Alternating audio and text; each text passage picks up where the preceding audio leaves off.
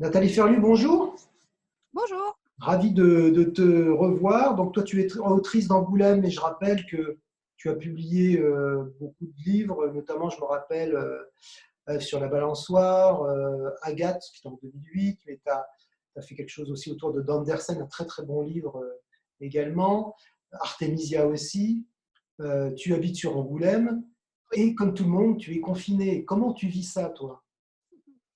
Eh bien, je vis ça comme n'importe quel auteur de bande dessinée, c'est-à-dire que le confinement, ça fait presque partie de notre façon de vivre et même c'est un peu quelque part la façon qu'on a de créer et d'être avec notre travail. C'est pas forcément en dehors des festivals et des moments où on fait des animations, le métier d'auteur de bande dessinée n'est pas forcément un métier qui pousse à beaucoup sortir. On a besoin d'être quand même assez seul avec soi-même, avec sa documentation, avec sa musique, son espace de travail. Donc, quelque part, il y a une normalité, tu vois. Après, ce qui n'est pas normal, c'est que le reste du monde est confiné et que du coup, après, c'est assez drôle parce que le reste du monde, justement, se heurte à des problématiques que nous, on connaît bien. Mon Dieu, il faut sortir pour aller chercher du pain. Et, mais voilà, donc hormis le côté forcément angoissant de la situation et puis la précarité et toutes les inquiétudes quant à l'avenir qu'on peut connaître en ce moment, qui sont aussi un peu les mêmes que tout le monde, mais peut-être encore plus terribles chez les auteurs de bande dessinée parce qu'on n'a pas de statut, et ben finalement on est presque dans une espèce de normalité presque confortable en fait. Tu Quand vois. tu dis que les auteurs n'ont pas de statut, c'est que en fait, ils sont dépendants totalement de ce qu'ils font et ils n'ont aucun droit, c'est ça? On n'a pas de droit lié à notre activité. En fait, en un sens, il n'y a que le produit de notre travail, tu vois, qui existe. Nous, on est comme des potiers, en fait. On fait des poteries, c'est super bien. On va vendre nos poteries après, mais en fait, il y a que oui, il y a que nos produits qui existent, en fait. Nous, derrière, on n'existe pas. Si on pouvait avoir un autre métier, je crois que ça arrangerait beaucoup de gens. Justement, toi, tu es professeur également, tu donnes des cours, donc tu te confrontes à un métier où tu as des droits.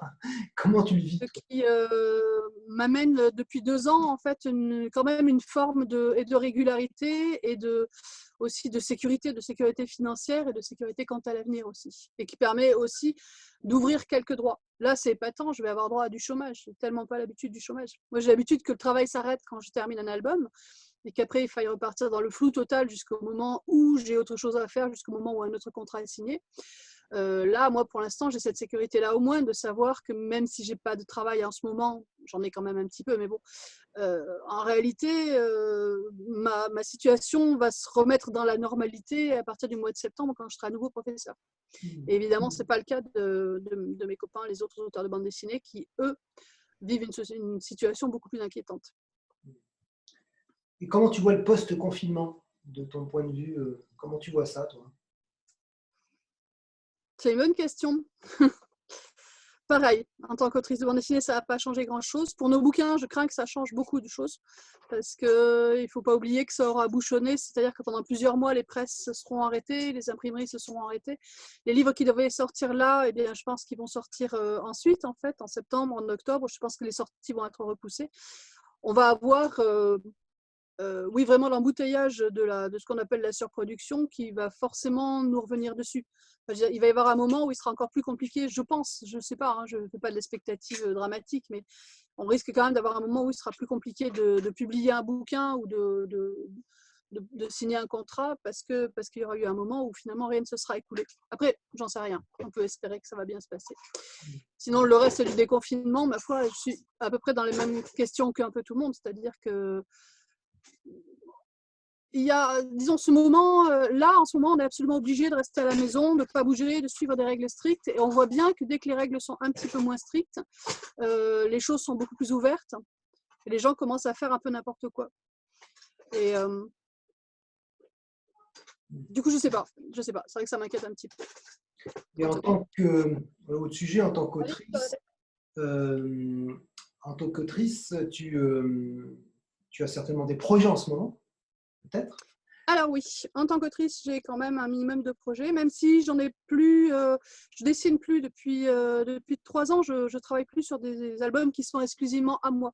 Donc j'ai plus cet état d'immersion absolue que je connaissais avant sur un album. toute sa fabrication, le concept, le scénario, le dessin, la couleur, tout ça. Là, j'ai un peu mis la pédale là-dessus, à peu près au moment où j'ai choisi de prendre un emploi de professeur. Mais par contre, je reste quand même scénariste pour l'instant sur l'album d'un jeune auteur qui s'appelle Étienne Aubury et qui est angoumoisin lui aussi. Et puis, potentiellement, il y a aussi un album qui devrait se signer avec un scénariste. Et album que je vais dessiner en fait, sur lequel je vais pas faire de scénario. Mais voilà, là en ce moment, depuis 2 ans, je suis dans ce genre d'idée en fait. Je produis des albums avec d'autres gens, ce qui, je sais pas, ce qui est plus léger à porter en fait. Et comment tu Donc, fais pragmatiquement pour tes scénarios? Toi, tu fais ça sur ordinateur, dans des carnets, comment tu… les deux, mon capitaine. Je fais un peu les deux. C'est-à-dire qu'il y a beaucoup de moments où je tape des choses sur l'ordinateur, mais il y en a aussi beaucoup où tu vois, je ne sais pas si on avait eu l'occasion de parler de ça, mais j'ai un côté très fétichiste. Alors, je vais remplir des tonnes et des tonnes de petits carnets. Je ne sais pas si tu vois à quoi ça ressemble, c'est quand même assez délirant. Toujours avec le même genre de carnet, le même genre d'encre, Je fais attention à ne faire aucun dessin, normalement, c'est super important. Et ce sont toujours des carnets qui ont à peu près voilà, la même forme, la même couleur de papier, la même résistance au stylo, c'est assez spécial. Et j'ai très très besoin de ça en fait pour pouvoir garder, c'est mon univers de travail en fait, toutes ces petites manies.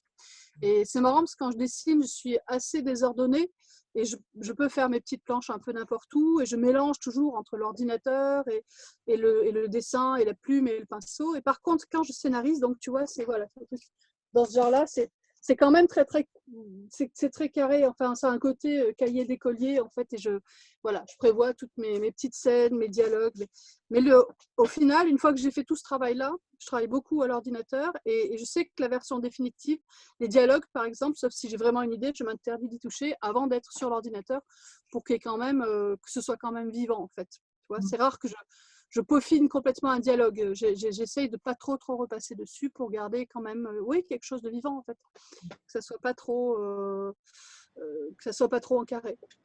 Voilà. Alors en ce moment, du coup, j'écris. Donc quand je fais pas le prof en télétravail, quoique là ça s'arrête puisque je suis au chômage partiel comme des millions d'autres Français. Mais en ce moment, j'écris. C'est plus difficile de se concentrer pour écrire là en ce moment que quand on a du dessin à faire. Finalement, le dessin, il y a besoin d'une concentration, d'une certaine immersion, mais on peut faire fi de l'environnement mental, des inquiétudes. Enfin, c'est plus facile pour moi en tout cas. Là, sur le scénario, c'est plus compliqué. Même si je travaille sur quelque chose qui n'a absolument rien à voir, c'est pas du post-apocalyptique, c'est pas de l'actualité, mais c'est un peu plus compliqué. Bon, Nathalie, je ne peux te souhaiter que bon courage pour travailler sur ce scénario, un scénario vivant, comme Merci. tu dis. On essaye de reprendre contact après le confinement. Et je te Oui, remercie beaucoup pour cet entretien et je te souhaite le meilleur. merci. À toi aussi. Bonne journée.